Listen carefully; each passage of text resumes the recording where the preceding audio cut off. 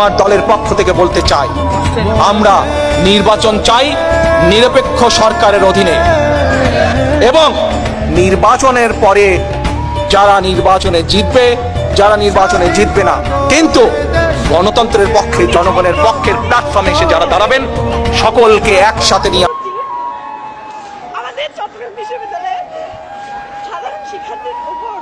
বিএনপির প্রতিজ্ঞা দেশের মানুষের কাছে, আসুন আমাকে ভোট দিতে হবে এমন কোনো কথা নেই। আপনার ভোট আপনিই দিবেন, যাকে ইচ্ছা আপনিই দিবেন, কিন্তু আমার হাতকে আপনি শক্তিশালী করুন, আমাকে সহযোগিতা করুন, যাতে আমি আপনার ভোটের অধিকার প্রতিষ্ঠা করতে পারি।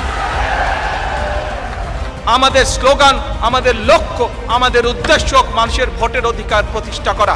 Take back Bangladesh.